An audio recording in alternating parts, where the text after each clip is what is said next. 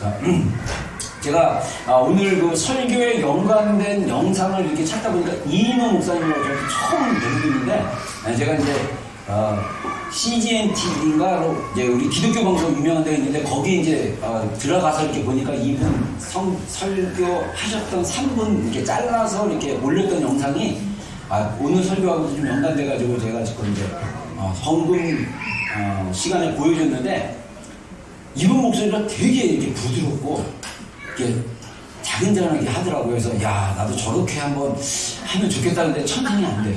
그래서 이해하시기 바랍니다. 그래서 굉장히 성령님에 대한 이해가 굉장히 좋으신 목사님이에요. 자, 불로 임하시는 성령님, 지난 주일날 이어서 우리 같이 좀 보겠습니다. 본문은 똑같지만 우리 한번 읽어보겠습니다. 자, 사도행전 2장 1절로 4절까지 한번 보겠습니다. 시작. 오순절날이 이미 이름에 그들이 다 같이 한 곳에 모였더니 호련히 하늘로부터 불타오르고 강한 바람 같은 소리가 있어 그들이 앉은 온 집에 가득하며 마치 불의 볕처럼 갈라지는 것들이 그들에게 보여 각 사람 위에 하나씩 임하여 있더니 그들이 다 성령의 충만함을 받고 성령이 말하게 하심을 따라 다른 언어들로 말하기를 시작하느냐. 아멘. 아멘. 예, 제가 지난 동일한 본문을 가지고 성령님의 불로 임하시는 성령님에 대해서 얘기했는데, 제가 이 본문 읽으면서 어떤 게 딱 생각나냐면 제가 한 몇 주 전에 그 영화를 사도 바울이라는 영화가 있습니다. 이게 작년에 나온 영화인데 일반 영화관에서 상영이 된 영화입니다. 근데 그렇게 이상하게 기독교 영화는 그렇게 히트를 많이 못 치고, 진짜 성경에 나와 있는 사도 바울에 대한 이야기를 특별히 어디부터 얘기를 했냐면 로마에서 네로에 의해서 로마에 있던 크리스찬들이 핍박당하고 순교당하는 이야기를 중심으로 해서 사도 바울이 감옥에 있었던 이야기를 만든 영화인데, 그 내용이 이게 뭐랄까 연내기적으로 하지 않고 이렇게 믹서해가지고 좀 이렇게 성경적으로 봤을 때 이게 순서는 좀 틀리지만 아무튼 그 내용을 보면서 제가 어떤 마음이 딱 들었냐면, 야, 로마 시대 때 예수님이, 사도 바울은 예수님을 육체적으로 보지 못했지만 그는 영적으로 예수님을 만나고 완전히 변화된 케이스예요. 그리고 나서 순교까지 당합니다. 마지막 장면에 사도 바울이 로마 장군에 의해서 이 목을 딱 효수형이라고 해가지고 목을 딱 떼고 목을 잘리는 그런 순교를 당하는 내용이 나와요. 거기서 이제 우리가 잘 알고 있는 사도행전에 나오는 브루스길라와 아굴라 부부가 나와가지고, 그때 당시에 로마 네로가 알다시피 황제 네로가 약간 정신병이 있고 그래가지고 로마를 불을 질러가지고 로마의 3분의 1이 불에 탔어요. 근데 그 불을 기독교인들이 불질렀다라고 정치적으로 이렇게 덮어씌워가지고 크리스찬들을 잡아다가 막 죽이는데, 어떻게 죽였냐면 로마 원형 경기장에 모여가지고 사자반 만들고 막 화형시키고. 근데 저는 쇼킹했던 게 뭐냐면, 그 영화에서 어떤 내용이 나오냐면 로마 시 안이 있으면 이렇게 길거리가 있잖아요. 근데 크리스찬들을 묶어놓고 거기다가 기름을 칠하고 횃불로 쓰는 거예요. 사람의 불을 붙여서. 저는 아직도 기억나는 게, 제가 중학교 2학년 때인가 제가 미션 스쿨 다녔어요. 저는 그때 크리스찬이 아니었어요. 저는 독실한 그때는 불교 신자였어요. 근데 그때 선생님이 어떤 과목에서 선생님이 한 책을 읽고 독후감을 쓰라고 그러는데, 그게 이제 실제로 네로 황제 시대 때 초대교회 성도들이 핍박받은 내용입니다. 그래서 책 이름이 아직도 책 이름이 제 기억으로 이 영화로도 만들었는데 커바디스라는 책입니다. 그래서 커바디스 도미네요. 이게 헬라어로 주여 어디로 가시나이까 이런 뜻인데, 거기는 베드로가 나와요. 베드로가 나와가지고 베드로가 나중에 도망갔다가 저는 그 장면이 굉장히 인상적이었어요. 베드로가 네로가 크리스찬들을, 로마시에 있는 크리스찬들을 막 잡아들이기 시작하자 베드로가 자기 몸종하고 같이 도망을 갔다가 로마를 벗어났어요. 근데 갑자기 하늘에서 빛이 이렇게 나타나는 거예요. 그때 베드로가 그래요. 제가 책에서 읽었고 나중에 영화로도 제가 봤던 것 같아요. 그때 이제 어떤 장면이 보이냐면, 저 빛은 예수 그리스도께서 나에게 보여주신 빛이다. 그러면서 주님이 나에게 뭔가 말씀하시려는 거다. 이렇게 하면서 아이한테 잠깐 시작을 했어요. 그리고 나서 이제 딱 섰는데 아이를 통해서 주님이 말씀하시는 거예요. 미안합니다. 내가 이렇게 좀 약간 뭐랄까 센티멘탈하다. 그래서 이런 대목에 저는 근데 중학교 때 예수님을 믿지 않았는데 저한테는 대단한 충격으로 받아들인 것 같아요. 베드로가 아이가 나는 로마에 있는 나의 양들과 함께 죽겠다. 딱 그 얘기를 이제 그 아이가 주님이 예수님이 그 아이를 통해서 말씀하셨어요. 근데 베드로가 그 자리에서 자기가 가졌던 그 지팡이를 다 땅에 꽂고 로마로 갑니다. 그리고 베드로가 실제로 역사적 고증에 의하면 베드로는 예수님과 똑같이 십자가형을 당할 수가 없다 해서 거꾸로 못 박히는 말이에요. 거꾸로. 그리고 아마 원형 그 경기장에서 이제 순교를 당했습니다. 근데 이제 저는 그 사도 바울 그 영화를 보면서 제 안에 퀘스천이 뭐냐면 이 초대교회 성도들은 그 중에는요 그 로마의 압제를 받으니까 우리가 무력으로 싸워야 된다 그래갖고 실제로 어떤 청년이랑 무리들이 칼 들고 로마랑 막 싸웠어요. 로마 병사를 막 죽이고 막. 근데 결국은 그 공동체가 이제 무력을 당하지 않고 나중에 이제 도망가는 그런 내용으로 이제 끝나고 이제 사도 바울이 이제 효수형으로 죽는데 저는 그 최근에 그 영화를 보면서 우리가 이 초대교회 성도들처럼 정말 불에 태워 죽고 사자박이 되고 그래도 믿음을 지킬 수 있는 믿음이 우리 안에 있나? 저는 개인적으로 있을 것 같아요. 여러분은 어떻습니까? 이게 우리가 예수님을 믿는다는 게 이게 굉장히 시리어스한 이 예수님을 믿고 따른다는 것 자체가 이게 엄청난 삶의 변화구나. 근데 우리가 이런 변화는 둘째치고 삶에서 일어나는 그 중독, 의존, 병든관계, 그 마음에 그 올라오는 수치심, 죄책감, 그 아픔, 그것도 잘 해결 못하고 막 이렇게 사는 우리의 모습을 보면서 정말 예수 그리스도의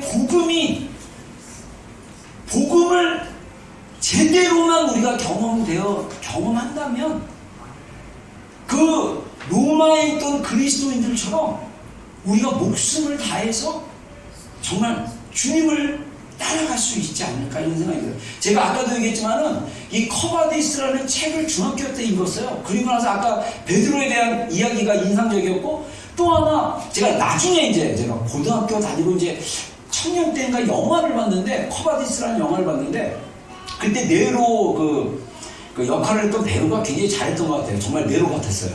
근데 이 기억나는 장면이 영화를 보면서 네로가 원형 경기장을 돌아다닙니다. 끝난 다음에 시합이 끝난 다음에 그래갖고 사람들이요 사자에 막 물려 죽고 불에 태워 죽고 막 그랬어요. 그 시체와 그것들이 굉장히 많은 데 가는데 어떤 크리스찬은요 사자가 다 물어뜯어가지고 얼굴만 남은 거예요. 근데 네로가 했던 말이 영화 보는데 되게 인상적이었어요. 뭐라고 하냐면 왜 크리스찬들은 고통스러우면서 웃냐고, 왜 웃고 있냐고, 이게 이해가 안 된다. 여러분 그게 어떻게 가능합니까? 어떻게 고통 중에서도 기뻐할 수 있습니까? 거기서 이제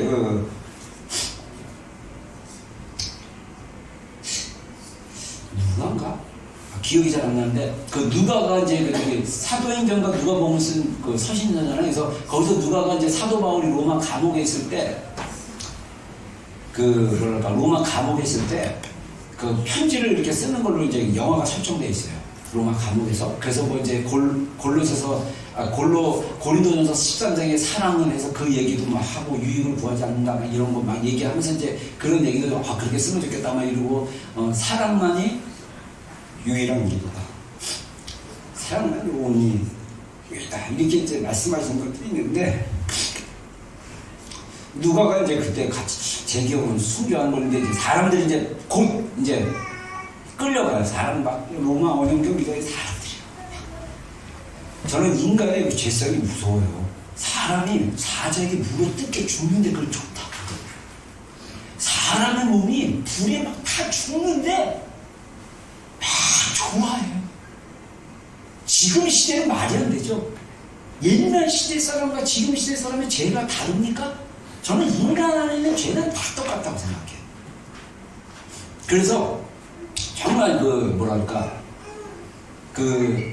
그런데 누가가 딱 그 형제들하고 주님이 가르쳐준 기도문을 외우면서 고통은 잠시지만 우리는 영원한 지옥으로 들어간다.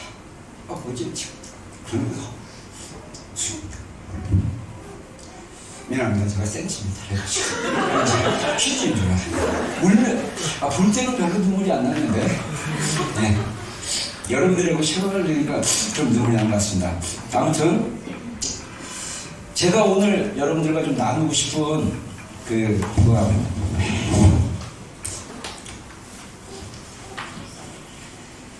불로 임하시는 성령님이 우리에게 하나님의 사랑이 어떤 것을 보여주고 있다는 거예요. 제가 지난 주일날 설교했던 것처럼 성령님께서 불로 임하셨던 성경의 예들이 있어요. 그래서 여호와의 불이 나옵니다. 그래서 그 영광의 불, 임재의 불, 말씀의 불, 심판의 불, 결국은 사랑의 불.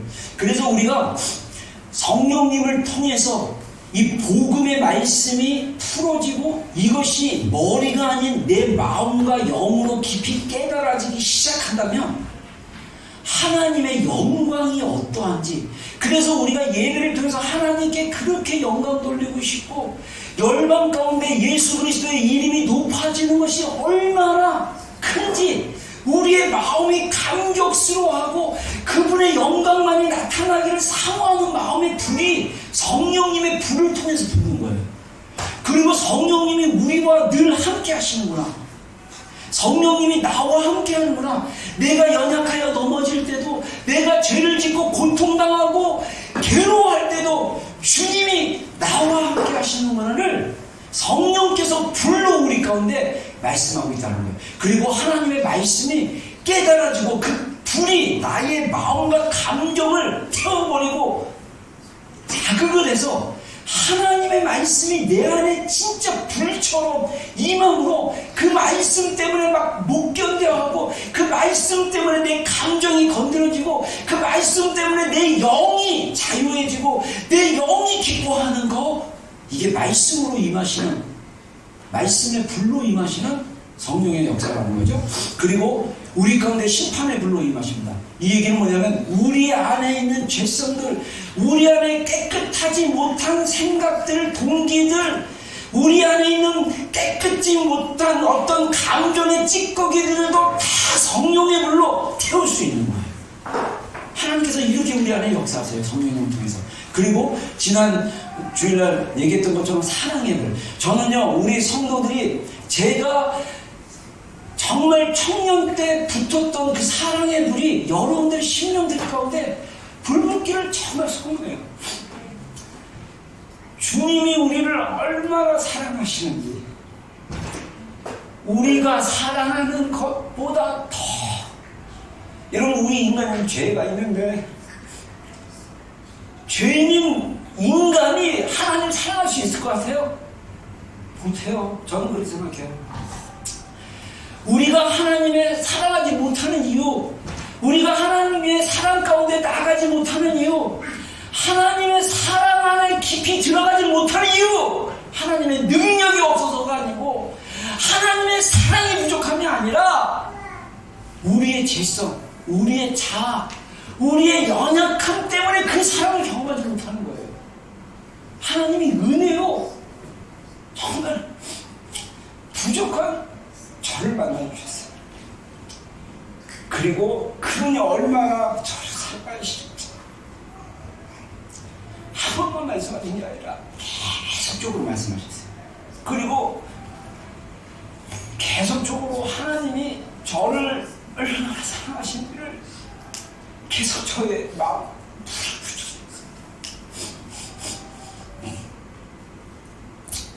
그래서 저는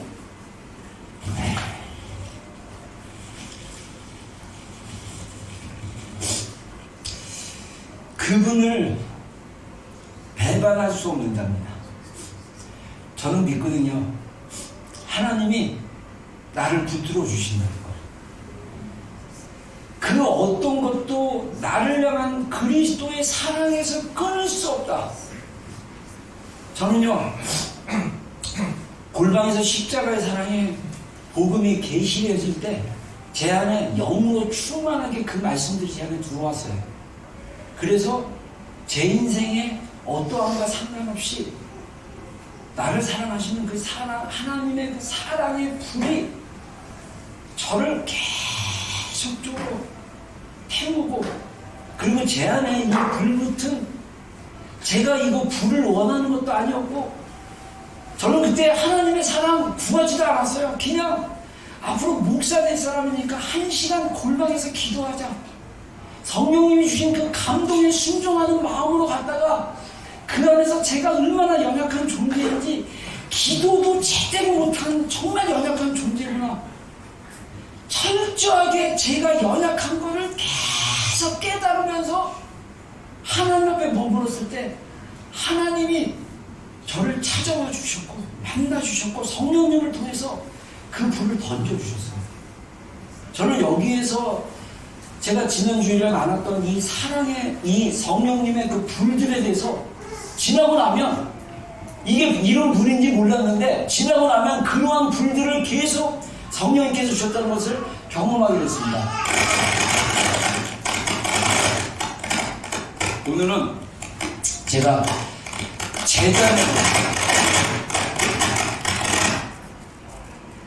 재단의 불에 대해서 좀 나누겠습니다. 여러분들 이거 이제 아시다시피 여기가 이제 그 성막에 있는, 모세가 지은 그 성막 마당에, 성전 마당에 있는 그 제단이에요. 이 제단은 불이 24시간 꺼지지 않게 하나님이 명령하셨어요. 그래서 이 제단은 24시간 그 7days 불이 꺼지지 않고 계속 불이 탑니다. 근데 이 제단은 재물들을 태우는 그런 제단입니다. 여기 따르만 있고 보세요. 따르만.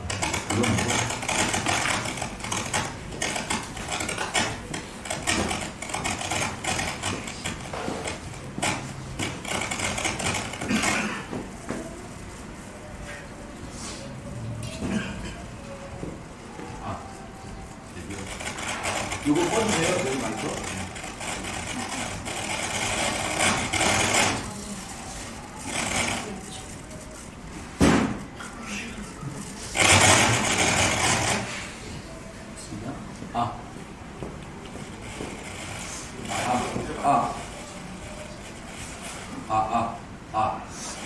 제가 볼 때는 스피커가 문제가 있는 것 같은데요. 예. 됐습니까? 예. 맞습니다. 자, 그래서 우리 이 제단에 불이 있는데 이 불을 이 제사장이 이렇게 이제 동물들 이제 내장, 머리, 귀를 태워버리는 거죠. 그래서 이렇게 불 피우는데, 예. 희한하네. 완전 파워를 껐다가 다시 이렇게 켜보세요.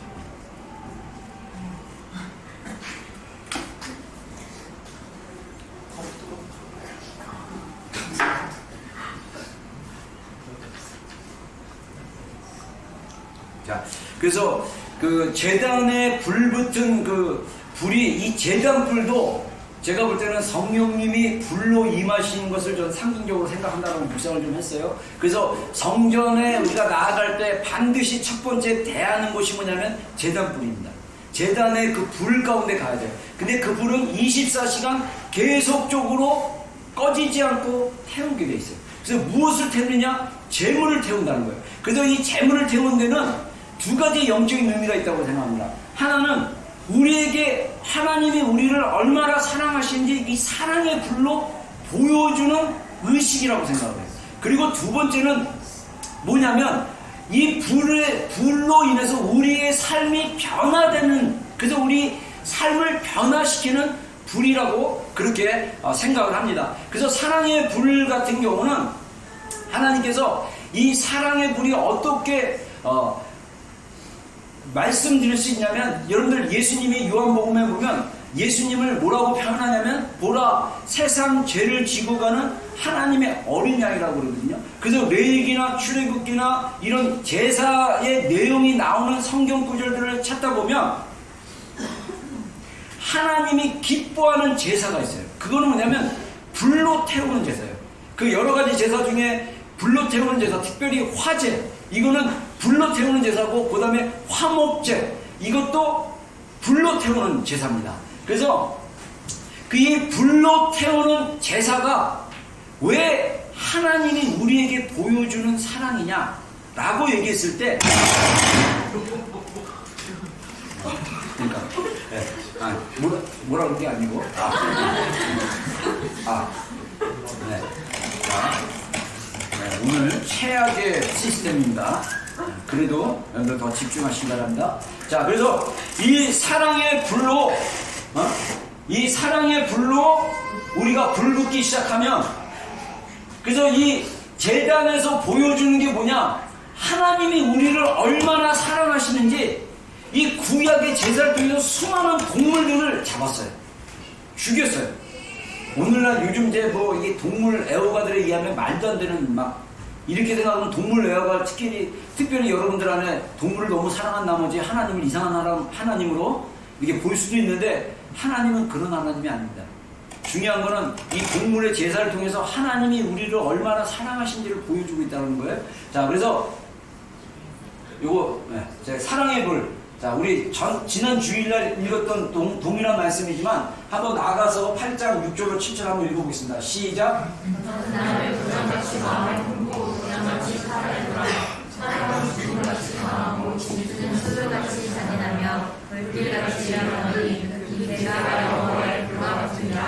많은 불도 이 사랑을 끄지 못하겠고 성사도 참지 못하니 사랑이 외로운 가장을 가지고 사랑과 고려할지라도 오히려 멸시를 받으리라. 예, 자, 아가서 말씀처럼 우리가 하나님께서 우리를 마음의 도장같이 우리의 마음을 찍고, 그래서 그 사랑의 도장이 우리 신령 가운데 찍혀지기 시작하면, 이 사랑의 도장이 마치 뭐냐면 하나님의 강력한 불과 같이 우리 가운데 딱 사랑의 도장이 찍혀지기 시작하면, 많은 물로도 끌 수도 없을 뿐더러 전 재산을 주고 그러한 사랑을 구하려고 해도, 야, 이 정도 돈 갖고 이 정도 재산 갖고 이런 사랑을 원해?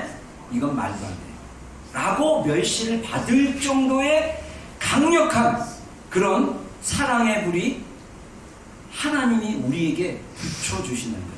이 말은 다시 말로 얘기해서 하나님이 우리를 얼마나 사랑하시는지를 표현하고 있는 구절이다, 이렇게 얘기할 수 있죠. 그리고 호세아 11장 8절로 9절, 에브라임, 이스라엘 다 똑같은 표현입니다. 한번 읽어보겠습니다. 시작. 에브라임이여 내가 어찌 너를 욕했느냐, 이스라엘이여 내가 어찌 너를 버리겠느냐, 내가 어찌 너를 아기같이 죽였느냐, 어찌 너를 소인같이 죽였느냐. 내 마음이 내 속에서 돌아서 나의 눈물이 온전히 불끈하더라. 내가 나의 맹렬한 진노를 바라지 아니하며 내가 다시는 에브라임을 멸하지 아니하리니 이는 내가 사람이 아니요 하나님이라. 나는 내 가운데 거하는 거룩한 자니 진정으로 내게 임하지 아니하리라. 예, 여기서 하나님이 호세아 선지자를 통해서 이스라엘 백성들에게 하나님께로 돌아오라 그러면서 내가 너를 버리지 않고 놓지 않고, 그래서 내가 너희를 어떻게 사랑한지 내 마음이 내 속에서 돌아와가지고 나의 긍휼이 온전히 불붙듯 하리라. 하나님이 우리에 대해서 너무 사랑하시는데 그 사랑의 불이 붙어버린 거예요. 여러분, 이런 뜨거운 하나님의 사랑의 불을 경험하면 우리가 주님께로부터 돌아설 수가 없어요. 우리가 주님 한 분만을 사랑할 수 있는 그 열정의 불이 하나님의 마음을 보고 하나님의 마음을 경험했을 때 불이 붙는 거예요. 불은 어떻게 붙습니까? 우리 안에, 저는 그렇게 생각합니다. 우리 죄인된 우리 안에 하나님의 불이 붙지 않으면 그 불이 우리 스스로 붙을 수가 없어요. 하나님의 불에 의해서 우리의 심령에 하나님을 향한 사랑의 불이 붙어져야 돼요. 이거는 내가 불 붙이는 게 아니에요. 이거는 내가 만드는 불이 아닙니다. 하나님의 불로 옮겨져야 돼요. 하나님의 불로 붙어져야 됩니다. 그게 어떻게 가능합니까? 하나님의, 우리를 향한 하나님의 그 불타는 사랑, 우리를 얼마나 사랑하시는지를 그 불 속에서 말씀하시고 불 가운데 말씀하시고 불로 보여주신 하나님의 사랑을 우리가 경험했을 때 그 불이 우리 심령에 붙기 시작하는 거예요. 그러면 내 힘으로, 내 열심으로, 나의 의로운 행위로 하나님을 사랑하는 것이 아니라 하나님이 나를 사랑하시는 그 사랑의 뜨거움으로, 그 사랑의 불로 내 심령에 붙은 불이 주님을 사랑할 수 있는 그 에너지로 바뀌어서, 생명으로 바뀌어서 주님 앞에 즐거이 나아가고 즐거이 기뻐하고 즐거이 감사할 수 있는 그 불이 우리 가운데 붙는다는 거예요. 이게 하나님이 우리 가운데 주시는 불입니다. 근데 이 불을 하나님이 어떻게 우리 가운데 불붙게 하기 위해서 번제단으로 우리를 콜링하셨는데, 번제단을 보면요, 제가 화목 제물이 되신 예수님, 자, 레위기 3장 5절에 보면 아론의 자손은 그것을, 제물을 제단 부리에 있는 나무의 번제물 위에 살을 찌니 이는 화제라, 여호와께 향기로운 냄새니라. 제가 어제 기도회 때도 제가 이 얘기 잠깐 했지만, 여러분, 번제단에 태워지는 냄새는 결단코 좋은 냄새가 아니에요. 막 짐승 타는 냄새. 저는 감사하게도 제 삶 가운데 주님의 말씀을 제 생활 가운데 경험할 수 있도록 인도해 주신 그 여정이 있던 거에 대해서 감사해요. 제가 초등학교 다닐 때 저희 동네에 개를 잡고, 얼마 전에 한국에서 난리가 났었는데, 유일하게 개를 식용으로 먹는 나라가 우리 대한민국으로 합니다. 그래서 미국의 여배우인 킴 베드시먼가 그 자매가 와가지고 막 국회 앞에서인가 막 데모를 했어요. 저기 막 법 통과시켜가지고 한국에서 개를 식용으로 먹지 말라고. 근데 우리 어렸을 때는 이 너무나 가난하고 먹을 게 없어가지고 그 똥개라고 동네 돌아다니는 개들이 있어요. 그거 잡아가지고 몸매에서 죽여가지고 그거를 불로 막 태웠어요. 근데 제가 초등학교 다닐 때 왔다 갔다 하다가 이 산이 있는데 이렇게 가면 꼭 개 잡는 분이 있었어요. 그래서 막 그냥 그 타는 냄새, 와, 이거.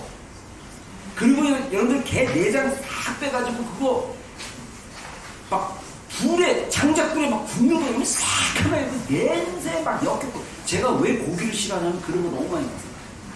시장에서 닭 모가지 비틀 거 뜨거운 물에다가 털 다 붓고 막. 어렸을 때 저는 그런 거 무지 많이 봤어요. 저 그래서 고기를 별로 안 좋아해요. 제가 그 KFC 그때는 KFC가 없었고 그 치킨집인데 그 닭이 이렇게 오들오들 하잖아요, 살이. 그거 보면 막 저는 막 끔찍했어요. 막 그 정도로 제 어렸을 때 이 트라우마가 있었어요. 근데 이 동물을 잡고 죽이는 과정이 얼마나 잔인하고 냄새나고 비주얼도 안 좋아. 저희 동네 수도가 하나 있었는데, 동네 공용 수도가였어요. 거기 개 잡아가지고 큰 다라에다가 개 내장들에다가 넣었어요. 그 피 많이 있고. 여러분, 하나님이 동물의 제사를 드릴 때, 제가 어렸을 때 봤을 때 막 비유상하고 막 토할 정도로 막 냄새나고 이런 거를 굳이 하나님이 그렇게 하시면서 이거는 여호와께 향기로운 냄새니라. 그러면 잘못 오해하면 하나님 잔인하시고 막 디스커팅한 냄새 좋아하시고 막 그런 건 생각하는데 그게 아니고요. 하나님이 뭘 보여주냐면, 인간 그 제물로 가져온 소나 양이나 염소나 이런 것들은요, 다 그 제물로 가져온 예배자가 죄를 져서 하나님 앞에 회개하려고 가져온 거예요. 그러면 예배 드린 사람이 제물 위에다가 자기가 손을 얹고 죄를 갖다가 자기 죄를 전가시키는 거예요. 내가 이런 죄를 졌는데 이 죄는 죽을 죄지만 내가 하나님 앞에 용서를 구하기 위해서 왔으니까 피는 그 죄의 값은 사망이니까 이 피로 이 죄의 값을 치러야 되는데 내가 죽을 수 없으니까 이 동물에게 죄를 전가시켜가지고 기도한 다음에 제사장에게 주면 제사장과 레위가 그 동물을 다 잡아갖고 머리, 내장, 그 가죽 다 번제단에 태우는 거예요. 그러면 그 자기가 회개하고 죄를 전가시켰던 그 재물이 번제단에서 태워질 때 이 사람은 어떤 것을 느꼈을까요? 와, 내가 지었던 죄가 저렇게 진짜 무섭구나. 저게 다 태워져야만 용서될 수 있구나를 느끼지 않을까요? 근데 더 놀라운 거는 예수님이 우리의 화목제물이 되셨다. 화목제물이 뭡니까 영어로?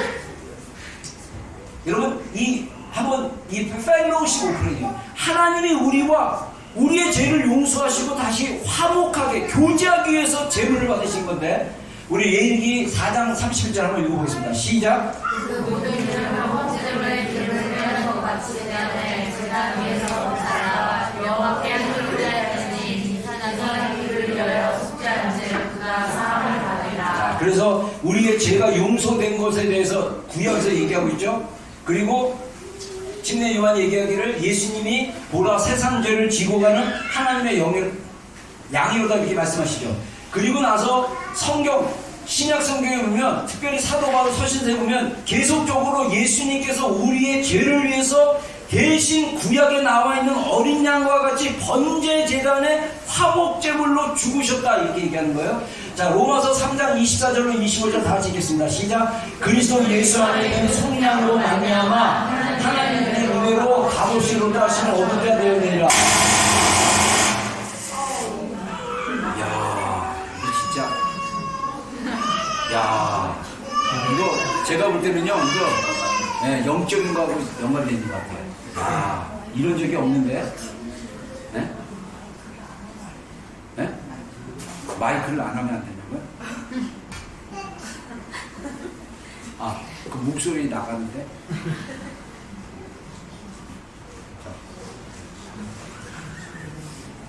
마이크를 하지 맙시다. 자, 이거 화면은 왜 끄면 안 되지? 아이고, 그러면 안 되지. PPT는 있어야죠. 그러니까 파워 끄지 않고 내 얘기만 하면 되는데. 이걸 껐는데. 자, 그래서 자, 오늘은 좀 힘든 날입니다. 이해하시고 집중해서 들으시기 바랍니다. 자, 그래서 우리가 그 하나님의 사랑이 예수님께서 화목제물로 드려지는 거예요. 그래서 우리가 예수님이 우리의 죄를 대신 돌아가셨다 할 때 속량, 리딥션이라고 얘기하는데 제가 이번에 예전에 제가 시골, 뉴질랜드 어떤 시골 주유소에 갔더니 네? 아니 들리죠 다? 제 목소리 커서 들려요. 네, 이 정도 틀리면 돼요. 네, 괜찮아요. 네. 그래서 예수님이 우리 죄를 위해서 대신 지불 하신 거예요. 그래서 여러분들 제가 늘 얘기했지만은 자연 세계와 영적 세계는 같이 연결되어 있다고 그랬죠. 굳이 왜 이 자연 세계에서 동물을 잡아서까지 하나님께 우리의 죄를 용서해달라고 제사를 드렸느냐라고 했을 때 이 동물에게 부여된 어떤 그런 의식, 동물에게 죄를 전가시키고 동물이 죽음으로써 그 죄를 값을 대신 지불받고 태우는 이 작용들이 영적 세계에서는 어떤 이 의식을 통해서 영적 세계의 어떤 변화를 가져오는 거예요. 그래서 여러분들 기독교만 그런 게 아니라 이 세상의 많은 종교들이, 고대 종교들이 동물 잡는 의식을 해요. 그래서 그 사도 바울 아까 얘기한 영화에도 보면 그 로마 장군이 자기 딸이 폐에 물이 찬가 그랬는데 그래서 딸이 막 죽게 되니까 그 로마 그리스의 신은 다 신교였어요. 그때 당시 그리스 로마는 완전 여러 신을 했는데 그 제우스부터 시작해서 여러 신들에게 자기 딸을 치료해달라고 그 신상 앞에서 막 제자한테 막 재물 막 닭 같은 거 막 잡아갖고 피 흘리고 막 이래요. 그리고 많은 종교들이 동물을 잡아요. 근데 놀라운 건 뭐냐면 이 주술사들이나 이런 사람들이 이 피를 막 마시고 하는 게 영적 세계에서 엄청난 어둠의 파워를 가져온다고 합니다. 그게 영적인 세계에 우리가 이해는 못하지만 자연 세계와 영적 세계가 연결된 걸 이해해요. 제가 마지막 부분에 이 부두교의 주술사가 한 사람을 저주했는데 이 저주한 이야기를 좀 해드릴게요. 그래서 영적 세계는요, 우리가 예배 때 우리가 하나님께 마음을 모아서 드리고 우리가 예배 때 하나님께 집중하고 드리는 이 의식이 계속적으로 쌓여지면 이 자연계에서 드리는 하나님께 드리는 그 예배들이 영적인 세계가 통로되어 있는 거예요. 그래서 여러분들이 주일 예배를 우습게 알고 주일 예배를 쉽게 생각하고 주일 예배를 우습게 한다는 건 그 사람의 마음의 어둠이 가려져 있기 때문에 빛이 없기 때문에 예배를 우습게 하는 거예요. 저는 그렇게 생각해요. 예배는 우스운 게 아닙니다. 구약으로 따지면 우리가 재물을 다 가지고 와서 번제단에 태우는 거예요. 그래서 우리의 죄가 용서받고 하나님의 반응, 하나님이 우리 죄를 용서하시고 그분의 자비와 긍휼을 우리 심령 가운데 부어주시는 거예요. 이게 예배인 거예요. 근데 우리의 예배가 되게 형식적이고 종교적이고 의식적이다 보니까 아무 상관없다라고 생각하는데 절대 그거 아닙니다. 우리 자연 세계에서 행하고 말하고 행동하고 이런 것들이 하나님의 영적 세계와 다 연결되어 있어요. 우리 감정과 우리의 정서와 우리의 생각과. 자, 그래서 성경에 보면 그런 우리 죄를 위한, 여러분 읽어주세요. 자, 한번 읽어주세요. 읽는 건 여러분들이 그대로 읽어주세요. 자, 읽어주세요. 시작. 그는 우리 죄를 위한 허물죄물이니 우리만 위할 뿐 아니요 온 세상의 죄를 위하시라. 네, 그리고 요한일서 5장 9절로 10절 한번 읽어보겠습니다. 시작. 하나님의 사랑이 우리에게 이렇게 나타난 바 되었으니 하나님이 자기의 독생자를 세상에 보내심은 그로 말미암아 우리를 살리려 하시니라. 사랑은 여기 있으니 우리가 하나님을 사랑한 것이 아니요 하나님이 우리를 사랑하사 우리 죄를 속하기 위하여 형제물로 그 아들을 보내셨느니라. 예, 자 보세요. 예수님께서 요한일서 2장 2절에 우리 죄를 위한 화목제물로 우리의 죄에 대신해서 리립션 해가지고 우리를 속죄하시고 속량하시고 우리를 어둠의 죄의 종에서부터 우리를 구원해 주셨다고 했습니다. 그래서 골로새서 보면 우리가 죄의 어둠의 권세 아래에 있다가 하나님의 사랑의 아들로 우리가 옮긴 바 되고 구출된 바 됐다라고 이야기를 하는 거예요. 그래서 영적 세계에서는요, 예수님 하나님의 아들이신 예수 그리스도가 십자가에 달려 돌아가심으로써 영적인 우주의 법칙이 바뀌어져 버린 거예요. 이 작은 동물 하나도 개인에게 영향을 미치는데 하나님이셨던 예수 그리스도가 몸으로 오셔가지고 우리의 죄를 위해서 속죄제로 화목제로 드려지는 순간 우주의 강력한 변화가 일어난 거예요. 여러분, 지금 우리가 이 우주에 살고 있는 이 지구 안에서 변하고 있는 게 뭐냐면 환경이라는 걸 많이 지금 많이 경험하고 있잖아요. 제가 한국 보니까 뭐 100년 만에 기상 관측 이후에 이런 것들은 계속적으로 일어나게 될 것입니다. 왜냐? 우주가 바뀌고 있기 때문이에요. 환경이 바뀌고 있기 때문입니다. 근데 예수 그리스도께서 친히 몸으로 오셔서 우리 인류의 죄를 위해서 돌아가시는 그 순간, 그리고 3일 만에 부활하시는 그 순간 어둠의 권세가 완전히 깨지기 시작한 거예요. 우리 안에 예수 그리스도의 이름으로 믿는 자들에게는 하나님의 능력의 권세가 풀어진 것입니다. 이게 영적 세계예요. 근데 문제는 뭐냐면 우리가 이것에 대한 실제의 경험이 없다는 거예요. 왜? 우리의 생각 가운데 갇혀있기 때문에. 저는 그렇게 봐요. 그래서 우리에게 필요한 건 뭐냐면 성령님이 우리 가운데 불로 임하시잖아요. 변화가 일어나요. 여기서 말하는 트랜스포메이션은요, 로마서 12장에 나오는 말씀인데 한번 보겠습니다. 한번 다같이 12장 1절로 2절 한번 읽겠습니다. 시작. 그러므로 형제들아, 내가 하나님의 모든 자비하심으로 너희를 권하노니 너희 몸을 하나님이 기뻐하시는 거룩한 산제물로 드리라. 이는 너희가 드릴 영적 예배라. 너희는 이 세대를 본받지 말고 오직 마음을 새롭게 함으로 변화를 받아 하나님의 선하시고 기뻐하시고 온전한 뜻이 주어지기 빌어라도록 하라. 자, 여기서 보면요, 이 우리 몸을 하나님이 기뻐하시는 거룩한 산제사로 드려라 라고 얘기했을 때 여러분 여기서 우리가 보통 이렇게 현대 크리스천들이 해석하는 게 우리의 삶 속에서 뭐 우리가 정말 제물로 사는 이렇게 생각하는데 저는 그렇게 생각 안 해요. 그것도 있지만 우리가 예배 시간에 기도 시간에 우리의 몸이 와서 하나님 앞에 드려지고 결단하고 고백하고 주님 앞에 나아가고 깊이 나가면 나갈수록 우리에게 어떤 변화가 일어나냐면요, 하나님이 우리의 마음을 새롭게 함으로 변화가 되는 그 변화의 순간 모먼트가 있다는 거예요. 우리가 이 변화의 순간이 자주 일어나고 계속적으로 변화되면 우리가 하나님의 형상을 지음받는 자로, 거룩한 자로, 온전한 자로 계속 나아가고 있는 중이에요.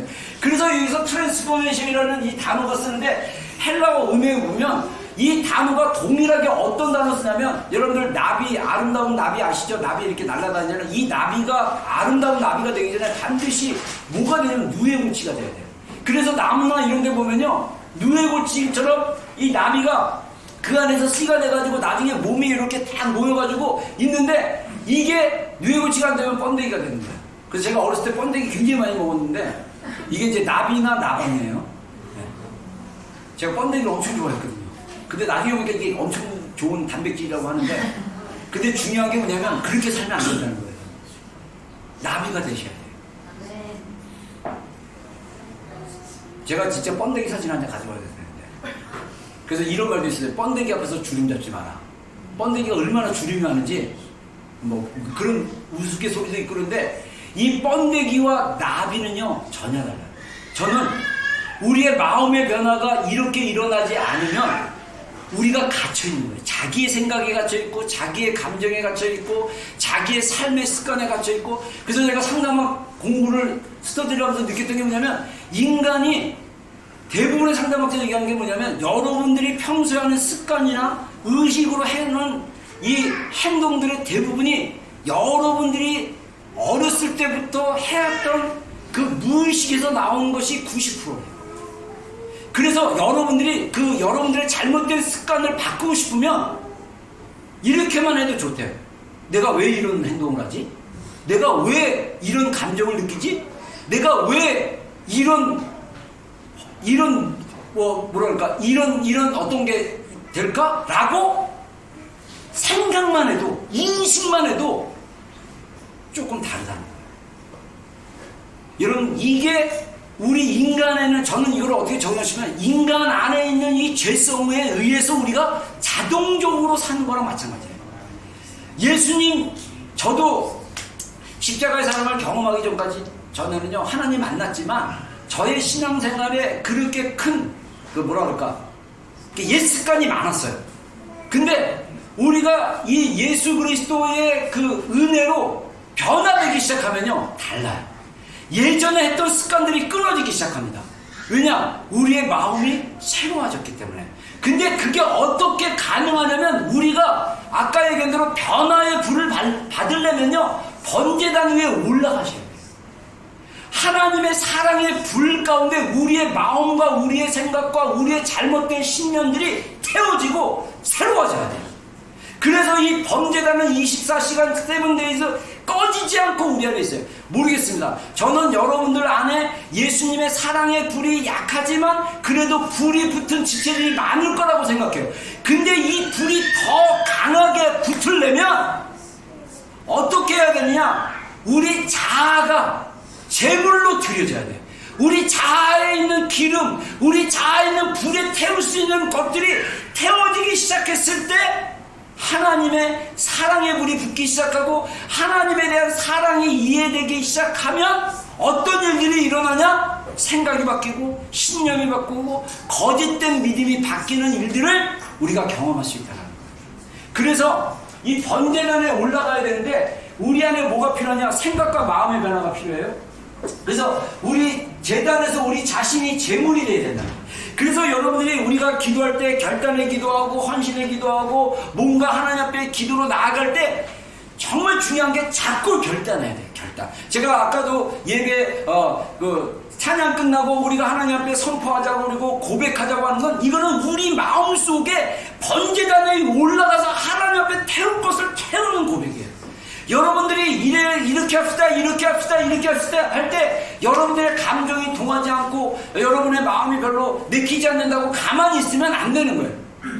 오픈해서 하나님 앞에, 어떻게 보면 우리가 지금 예배드리는 이 시간이 하나님께서 보이지는 않지만 우리를 번제단 위에 올려놓는 거라고 저는 생각합니다. 여기서 우리가 결단하셔야 돼요. 아니, 번제단 앞에 서 있는다고 생각해. 그래서 번제단 위로 올라가서 내가 온전히 주님의 그 불로 태워지기 원한다면, 그리고 결단하고 고백하고 기도하면 그 불이 내 안에서 붙기 시작하면 변화가 일어납니다.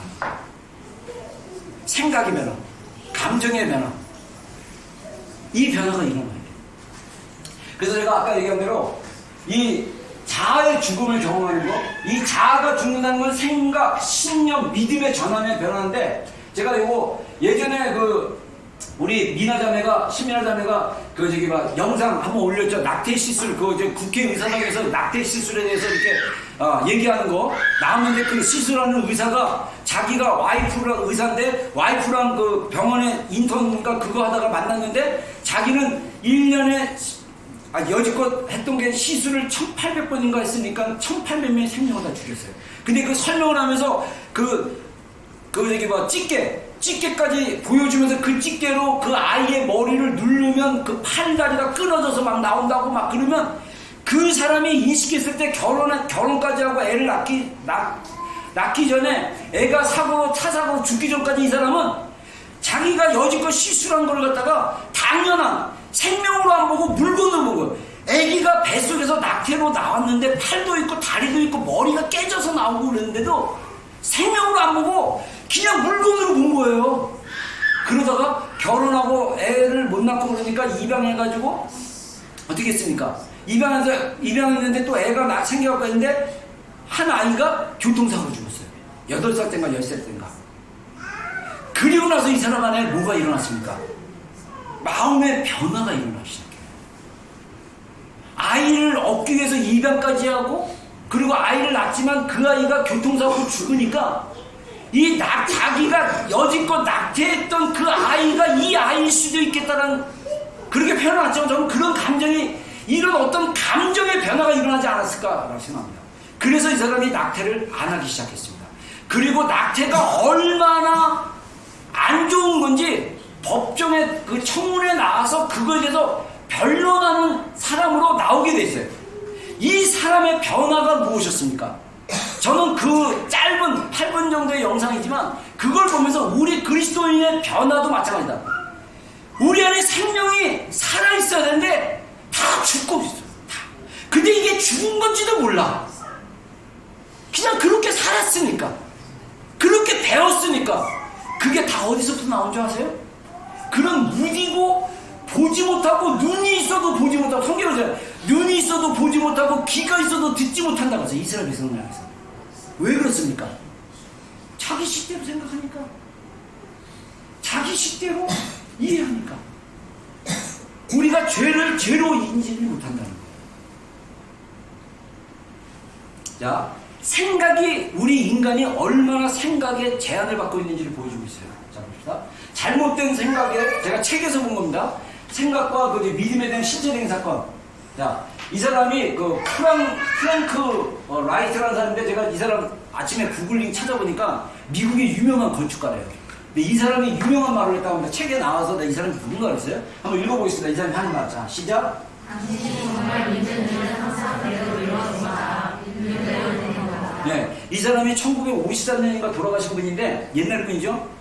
미국의 유명한 건축을 해서 꽤 미국 안에서 유명하신 분인데, 라이트라는 분이, 이분이 자기가 삶의 신조로 이렇게 얘기했나 봐요. 사람은 생각대로, 믿는 대로 된다. 믿음의 법이 있기 때문이다. 이렇게 얘기하는데, 제가 정신과 의사가 쓴 책에서 실제적으로 의학 저널에 나온 이야기입니다. 1970년대. 제가 각주 보니까 의학 저널에서 어떤 일이 있었냐면, 미국 엘라바마에서 벤더슨이라는 환자가 있었어요. 근데 이거를 고쳤던 의사가 아마 이제 의학계에 보고를 한 내용입니다. 어떤 일이 있었냐면, 무덤가에서 밤에 그 부두교 주술사하고 이 벤더스하고 싸웠어요. 근데 이 주술사가 그 벤던스 얼굴에 이상한 액체를, 냄새나는 액체를 뿌리고 너는 시름시름 앓다가 죽을 것이다 라고 저주의 말을 퍼부었대요. 그리고 나서 이 벤던스가 이 주술사의 말을 그대로 믿기 시작했어요. 어떻게 됐겠습니까? 병원에 갔어요. 병원에 갔는데 의사들이 원인을 찾을 수가 없대요. 다 조사했지만 이 사람이 정말 곧 죽을 사람처럼 시름시름 앓기 시작했대요. 근데 그 의사였던 이 도어티가 그 벤더스의 아내의 말을 듣고 아이디어를 하나 짜냈어요. 뭐라고 그러냐면 환자실에 가가지고 벤더스한테 내가 어젯밤에 네가 만났던 주술사를 내가 그 무덤가서 만났다. 그리고 내가 주술사의 목을 딱 잡고 너 빨리 벤더스가 나을 수 있는 치료 방법을 알려달라고 그랬더니 주술사가 뭐라고 얘기했냐면 내가 벤더스의 배에다 손을 대고 이 네 배 안에서 이 초록색 도마뱀이 생겨가지고 이 도마뱀이 너의 안에 있는 내장을 다 먹을 것이다 라고 얘기해서 그래서 너는 시름시름 앓다가 죽을 거라고 저주의 말을 했다고 딱 얘기해서 내가 그 원인이 초록색 도마뱀인 걸 알았다. 그래서 선생님 내가 요거를 치료하겠다 그러면서 이 구토제를 실제로 이렇게 넣는데 약을 넣으니까 이 사람이 막 토하기 시작하잖아요. 그리고 간호사한테 검정 비누에 초록색 도마뱀을 준비시켰대요. 그리고 살짝 그걸 넣어줬대. 그러면서 이 도어티가 와 선생님, 제가 과장해서 얘기한 겁니다. 야 선생님 이거 보세요, 도마뱀이 나왔습니다. 그리고 이제 당신의 저주 이 병의 원인이 치료됐습니다. 그러니까 이 사람이 그걸 보고 안심하듯이 잠들고 일주일만 태어났대요. 이게 1970년 의학 저널에 부들교 주술사와 있었던 이야기에 의학 저널에 발표된 실제 일입니다. 또 하나 얘기해 줄게요. 간암 환자인데 이 사람이 실명이 만지고 있어요. 쌤이에요. 이 사람이 의사가 딱 당신 간에 암이 있는데 이게 암이 온몸에 퍼져서 당신은 곧 죽게 될 거라고 오진을 했어요. 근데 이 쌤이 실제로 내 안에 간 안에 이 간에 암이 있으니까 나는 곧 죽는구나 믿기 시작했어요. 믿음대로 몇 달 만에 죽었어요. 근데 해부를 했대요. 실제로 이것도 의학 저널에 찍은 거예요. 해부를 했는데 놀랍게도 간에 암이 있었지만 이걸 사람이 죽을 정도의 암이 아니었다는 거예요. 그리고 온몸에 퍼지지도 않았다는 거예요. 근데 놀라운 거는 이 사람이 몇 달 내에 자기 생명을 없앨 수 있는 암이 아닌데도 불구하고 자기가 그렇게 믿기로 결정했기 때문에 그 사람이 몇 달 만에 죽은 거예요. 그 제어닝이라는 그 의사, 정신과 의사가 뭐라고 얘기했냐면 이러한 잘못된 생각과 믿음으로 죽는 사람이 너무 많다는 거예요. 의학계에 널려 있다는 거예요. 오진으로 죽는데요, 오진으로. 의사가 오진에서 3개월밖에 못 삽니다. 그러면 그 믿음을 아멘하고 믿고 행동하고 그거를 영향을 미치면 죽는다. 그래서 재현이라는 사람이 제가 다음 주 주일날 그 성령님의 물에 대해서 얘기하면서 뇌와 연관된 걸 얘기해줘요. 우리 뇌는요 신경회로가 있대. 신경회로가 어느 쪽으로 길을 내기 시작하면 그 길이 막 살기 시작하면요 이 다른 그 신경회로는 죽는데요. 그러면 그걸 진짜 믿는데요. 그러면 우리 뇌가 그걸 믿기 시작하면 어떻게 합니까? 그대로 행동하기 시작하고 몸에 있는 모든 면역체계가 그 뇌의 신경회로와 연결돼서 그렇게 산다는 거예요. 믿음도 마찬가지예요. 여러분 안에 정말 진실된 믿음이 있다면 그 믿음이 우리 안에 있는 정신과 의사나 뇌과학자의 표현에 의하면 우리 안에 새로운 신경회로가 생기는 거예요. 생명과 사랑의 신경회로가. 그래서 그 신경회로가 우리를 새롭게 만드는 거예요. 그래서 우리의 마음이 기쁨이 흘러넘치는 거예요. 근데 여전히 내가 어렸을 때 부모나 환경이나 이런 걸로 인해서 받은 상처를 그대로 믿고 그 거짓 신념, 거짓말, 거짓된 자아를 그대로 믿고 그대로 고백하고 그대로 행동하고 그대로 말하기 시작하면, 느끼기 시작하면 아무리 하나님의 사랑을 이야기해도 그 사람에게는 이 회로가 열리지가 않는 거예요. 여러분 하나님에 대해서 제가 지난 주일날 우리 기도할 때 하나님에 대해서 어떻게 느끼냐고 말씀하셨죠? 제가 물어봤죠? 여러분 하나님이 제가 지금 성경 구절 아무리 얘기를 해도 여러분 안에 여러분 스스로의 생각, 여러분의 스스로의 어렸을 때 그 밑에 깊은 데 감추어진 어떤 신념들이 하나님을 가로막는 게 있다면 그 생각을 사로잡아서 그리스도께 복종하는 기도를 하셔야 돼요. 그게 회개입니다. 자, 제가 마지막으로 마지막 구절 한번 보겠습니다. 마지막 하면 좀 이따 돼요. 끝났죠. 마지막 하면 골로새서 10장 말씀입니다. 마지막 하면 마지막 페이지.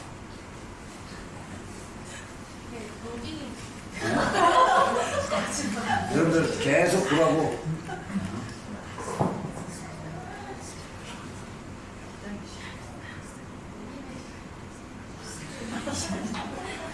이 테크니션이 이 테크놀로지가 좋은데 이게 말을 안 듣면 힘들어요.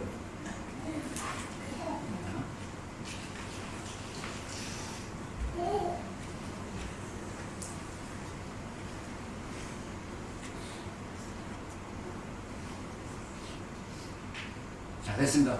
자, 우리 모든 생각을 사로잡아 그리스도께 복종시킨 거, 이게 어떻게 가능하냐? 기도로 가능한 거죠. 고린도후서 10장 3절로 5절 한번 읽어보겠습니다. 시작. 우리가 육신으로 행하나 육신에 따라 싸우지 아니하노니 우리의 싸우는 우리는 육신에 속한 것이 아니요 오직 어떤 권고와 증거로 무너뜨리는 하나님의 능력이라. 모든 이론을 무너뜨리며 하나님 아는 것을 대적하여 높아진 것을 다 무너뜨리고 모든 생각을 사로잡아 그리스도에게 복종하게 하니. 예. 자, 그 다음에 우리 로마서 8장 35절로 30절 한번 읽겠습니다. 시작. 누가 우리를 그리스도의 사랑에서 끊으리고 환난이나 공고나 박해나 기근이나 적신이나 위험이나 칼이라. 기록된 바 우리가 정의 주를 위하여 죽임을 당하게 되며 부살당할 양같이 어림을 받았나이다 함과 같으니라. 그러나 이 모든 일에 우리를 사랑하시는 이로 말미암아 우리가 넉넉히 이기느니라. 예. 제가 이 고린도후서 10장 말씀 가지고 제가 영적 전쟁에 대한 이야기도 많이 여러분들과 몇 년 오래 저랑 같이 있었던 우리 지체들은 알지만 이 구조 갖고 많이 그 영적 전쟁에 대해서 특히 영적 전쟁이 중요한 게 그 생각의 공격이고 생각의 전환이라고 얘기를 했었는데, 여러분 우리가 제가 우리 지체들과 함께 신앙생활하면서 느꼈던 게 뭐냐면 의외로 어렸을 때 가졌던 그 상처로 인해서 하나님에 대해서 오해하는 게 굉장히 많아요. 그래서 하나님에 대한 잘못된 믿음으로 예배하게 되면 그 예배는 온전한 예배가 아니라 그 예배를 통해서 더 하나님에 대해서 가깝게 못 나갈 수도 있다는 거예요. 여러분 이것은 우리가 정말 중요한 건 뭐냐면 진리 앞에 말씀 앞에 우리의 생각과 감정을 무릎 꿇는 게 필요해요. 그 무릎 꿇는 게 바로 뭐냐? 고백이고 회개고 기도예요. 그래서 여러분들이 기도의 자리에 머물러서 하나님 앞에 떠오르는 감정과 느낌과 저지자로 나오는 느낌, 생각, 그 신념들이 무너질 수 있도록 계속적으로 기도하다가 어느 순간에 불이 붙어버리면 그 거짓이 딱 떠나가 버려요. 떠나가기 시작하면 어떤 일이 나면 마음의 변화가 일어나기 시작하는 거예요. 그리고 생각이 바뀌는 거예요. 제가 그것을 여러 번 경험했습니다. 여러분 그래서 우리의 생각을 사로잡는 거 이게 기도예요. 그래서 기도가 잘 안 되기 때문에 제가 소리내서 기도하라고 말하는 거고요. 소리내서 기도를 해도 자꾸 잡생각이 나면 소리를 지르라고 얘기하는 거예요. 생각이 떠나갈 수 있도록, 생각이 잡념과 이것들이 떠나갈 수 있도록. 그리고 하나님 앞에 기도를 계속 간절하게 나가잖아요. 그러면 우리의 마음이, 우리의 영이 하나님과 연결되기 시작하는 거예요. 그 연결되기까지 하나님께 계속 나가는 기도의 씨름이, 기도의 애씀이 우리 가운데 필요한 거예요. 그리고 나서 하나님의 사랑이 내 안에 불붙기 시작하고 하나님의 사랑의 말씀의 불이 내 안에 변화되고 불이 붙고 생각이 바뀌기 시작하면 세상이 달라져요. 여지껏 여러분들이 살던 그 세상의 방법으로 사는 게 아니에요. 예수 그리스도로 말미암는 그 생명. 제가 상담을 공부하고 정신신경 뭐 뇌과학 요즘은 퓨전으로 해가지고 막 여러 가지가 섞여가지고 그런 책들이면 되게 흥미롭고 확신이 더 서요.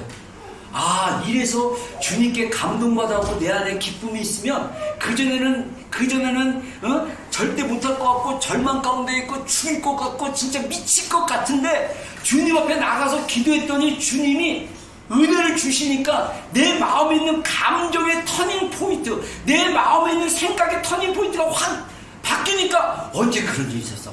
주님이 나와 함께하면 나는 할 수 있어라는 고백이 나오는구나. 여러분, 이 로마서 8장 36절에 사도 바울이 뭐라고 하니까 기록된 바 우리가 종일 주를 위하여 죽임을 당하게 되면 도살할 양같이 여김을 받아 나이다 함과 같으니라. 제가 2주 전에 이거 묵상하다가요 정말 그 주님의 사랑이 막 느껴지면서 막 울기 시작했어요. 그러면서 제가 주님 맞습니다. 제가 사는 것이 도살할 양처럼 내가 종일 주님 앞에 있는데 나 곧 죽을 놈입니다.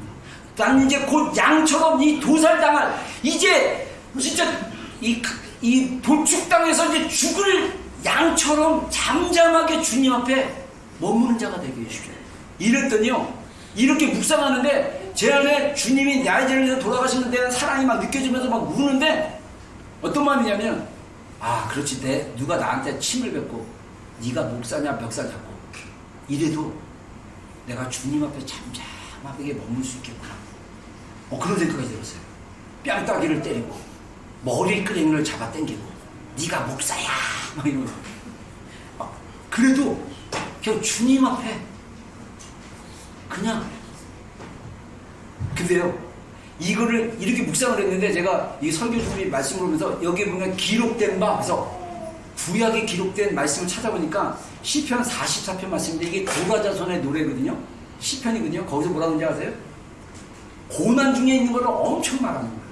그 전과 후에 시편 이게 44편 중간인데 그 전과 후에 하나님이 우리 목소리도 듣지 않으시고 우리를 돌보지 않고 우리가 이게 하나님 우리가 이렇게 고통당하는 거 하나님 우리 마음을 다 알고 계신 거 아닙니까? 근데도 우리가 종일 주님 앞에 도살할 양같이 여김을 당할 정도로 수치를 당하고 멸시를 당하고 고통당하고 있나이다. 그 시편이에요. 근데 사도 바울은 그 시편의 뒷구절을 뭘로 바꿨습니까? 자신의 고백으로 바꿨어요.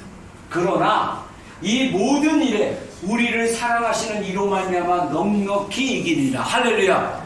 하나님의 사랑이 우리에게 승리를 주십니다. 할렐루야. 여러분의 인생의 형편과 상황과 그것이 어떠하든지 하나님의 사랑이 우리를 승리케 하십니다. 하나님의 사랑이 우리를 회복케 하십니다. 하나님의 사랑이 우리를 새롭게 하시고 우리에게 승리를 주십니다. 여러분 그 하나님의 사랑의 은혜 안에 들어가는 것,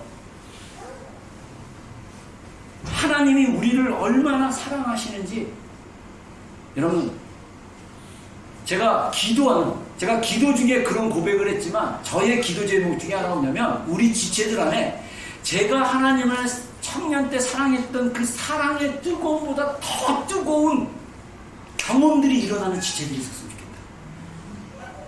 정말 내가 주님을 사랑했던 그 경험과 내가 주님을 사랑했던 그 간증보다 더 강렬하고 더 강력하고 그래서 정말 주님의 그 사랑의 그 은혜에 불붙은 그런 성도들이 우리 교회 안에 계속적으로 나오기를 소망합니다.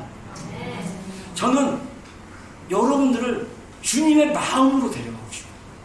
주님의 마음에 그 불붙은 우리 개개인을 향한 더 나아가서 이제 우리 자신뿐만 아니라 우리 이웃들을 향해서 세상을 향해서 하나님이 얼마나 긍휼히 여기시고 자비롭게 하시고 우리 그 세상을 향한 그 마음의 열정의 불이 우리 심령들 가운데 막 붙어가지고 이 불을 세상으로 붙여주는 그래서 주님의 사랑이 우리로 인해서 이웃들에게 불붙음으로 가정들이 회복되고 사회가 변화되고 하나님의 생명이 힘있게 능력있게 나타나는 그런 하나님의 사랑의 불이 붙는 그런 교회가 되기를 정말 간절히 원해요.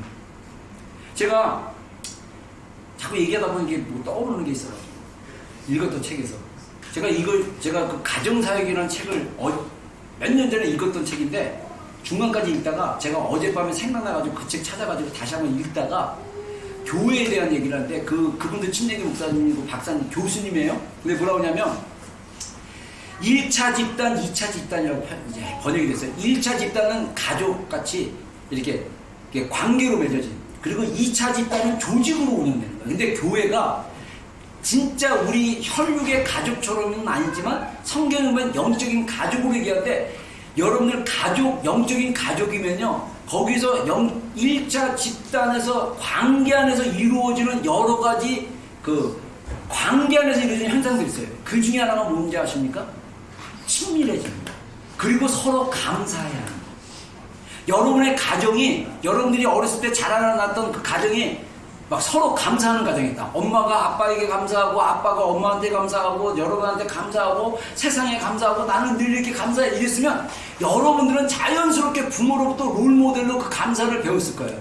그래서 그 감사는 그게 됐을 거예요. 근데 대부분 그렇지가 않은 것 같아요. 지적을 많이 받은 것 같아요.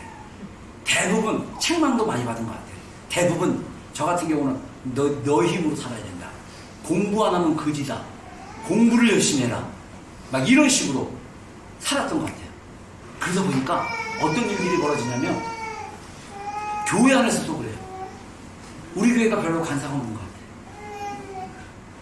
영적인 저부터 서로에 대해서 감사하고, 서로에 대해서 불쌍히 여기고, 서로에 대해서 친절하고, 이런 거를 원래 사실은 가족에게 배워서, 교회 안에서 신앙생활에서 가족에게 배웠던 그 1차 그룹이 느꼈던 그런 관계 안에서 경험했던 것들이 교회 안에서 자연스럽게 이렇게 흘러나오면 그 교회는 되게 좋은데, 안타깝게도 많은 가정이 상처가 있고 아픔이 있어요. 저도 좀 거친 정서가 있잖아요. 말도 거칠고 행동도 거칠고. 근데 이게 바뀌어야 돼요. 이게 이제는 더 이상 익숙해지가 되면 안 돼요. 주님 안에서 바뀌어야 돼요. 부드러워지고 온유하고 친절하고 자기 유익을 구하지 않고. 아멘.